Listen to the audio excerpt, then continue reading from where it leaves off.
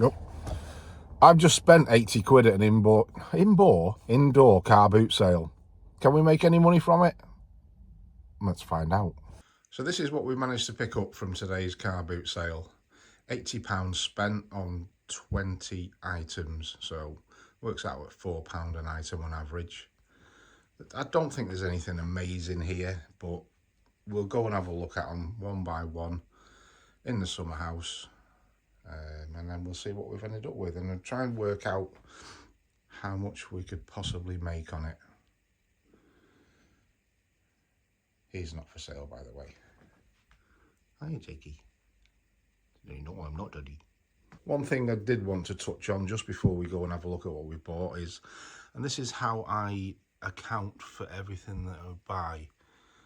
I write it all down with the price, the date, where I got it from, how much we spent, and then I'll simply take a photograph of it all together, and then a photograph of the itemized list, and then file it away in a monthly folder for the current tax year.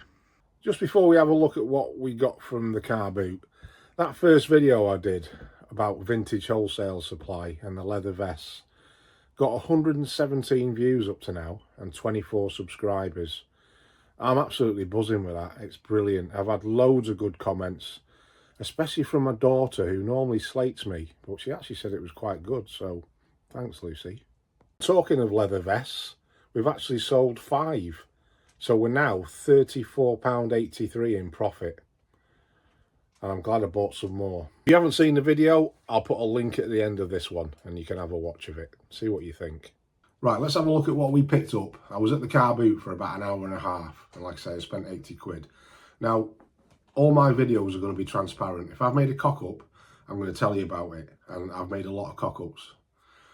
The first cock-up of the day is these Nike Hypervenom football trainers. Now, I've sold these in the past, and they do quite well. The guy was selling them for 5 quid, and I thought, yeah, I'll take them. He also had another 2 pairs of trainers which I picked up. And when I saw what the problem with these was, I then panicked about the other 2 pairs. But these trainers, although they look really good, one's a 7 and one's an 8. And the first thing my wife said to me when I realised the mistake was, why didn't you check the size? And she's right, why didn't I check the size? Because I was rushing. And that's something that we'll all do at car boots. You see something, you rush in, you buy it, get it home, have a look at it, and you think, shit. But anyway, it's all a learning curve. The next one that I probably wouldn't have picked up, they were only 2 quid, were these Riker women's slip-on shoes. They're a size 4. Can't find the exact same pair on eBay. The condition isn't brilliant, but we've put them on for $14.99 and $2.99 postage. We always charge for postage. We've tried it in the past. We've done free postage and then charge for postage, and we found it makes absolutely no difference. I know some will have other views on that, and that's fine. You do what suits you. The next one that I probably wouldn't have picked up is this brass ploughman with a horse letter holder rack. It was only £1. There are similar on eBay for around about a tenner. Can't see any that have sold yet. We've put it on for $10.99. So going back to the guy who I bought the Nike Hypervenoms off, which were different sizes, he also had a pair of these Adidas jeans, size 8. They were £5, and they're okay, they're good. We've put them on for $39.99. And he also had these Adidas Nemesis Messies 19.4s, and they've gone on for $28.99. The next one that I probably wouldn't have picked up were these Joseph Seibel size 10 loafers. They were only £1. The condition isn't brilliant, but Joseph Seibel isn't a bad one to look out for. They sell from anywhere between 10 and 30 quid. We've put them on at $19.99, and we'll see what happens with that. Then I come across a stall where practically everything was £2. We had this TP Link TDW9970. Brand new, they sell for $14.99. We've put it on for $9.99 plus postage. She also had this black cassette storage case. It holds 36 cassettes. That was £2. One of them sold for £19.99 on the 7th of February, so we put it on for £19.99. This is quite a nice one. This was only £2. A Corning pan. It's quite a big one. I think it should have a lid. Now these sell well, these Corning of France pans. There's no damage to it, and we've put it on for £24.99. The other fail is this calculator. It was only it's actually 10p, but there was a kid selling it, so I'll give him £1. And when I got home and looked at it, well, you can see the state of it. It's too beaten up to even bother with, so that's just going to be written off. Not bothered about £1. This was quite a nice one, Olympus AZ100. Again, with cameras, you're always going to take a gamble. You don't know if they work or not. You're only taking the seller's word for it. Got it home, ordered a battery off Amazon. That cost £5.99, which I'm going to keep because you never know when you come across these cameras again. The camera cost £3. One sold in December for £24.99, and we've put it over £26.99, and it fully works. Well, I say fully works, it's battery tested. That's all I can do really. These Hard Rock Hard Rock Hurricane glasses, they were £1 each. We got 3 of them. They can sell from £10 each if they're brand new. We've gone for £19.99 for the 3. Blaupunkt radio, it's a DAB. That cost £5.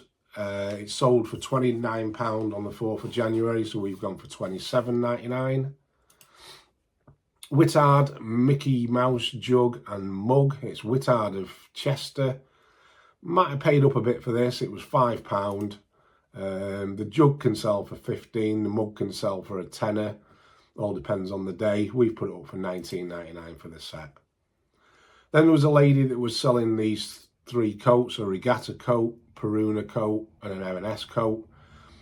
She wanted £5 each. I got the 3 for 12, so they worked out at £4 each, obviously. £29.99 each for the regatta and the Peruna, and £39.99 for the M&S coat.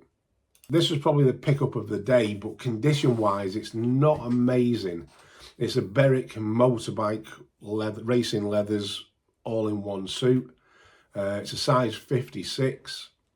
Now, it's got scuffs on it on the left-hand side shoulder, left-hand side knee. It does have the knee sliders. It's got the armour in it. The zip works.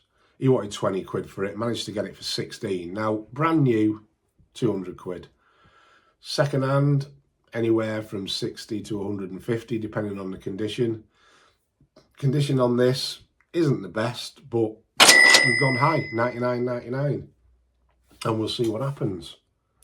And then the last 2 are these 2 tellies. Now, we've done well on tellies in the past, especially smaller ones, and especially if they've got a built-in DVD player that actually works. But trying to find one where the DVD player works is quite hard.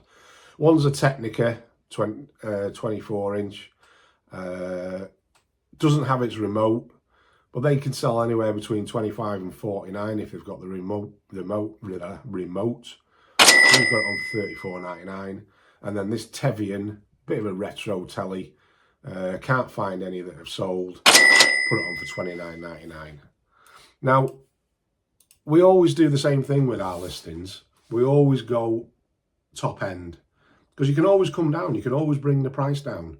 If you want to get £39.99 for something and you put it on at £29.99 and it sells, you could have missed out on a tenner. Whereas if you put it on higher, despite what things have sold for, obviously you're not going to go mental. You're not going to put it on for £100 if it's only sold for a tenner.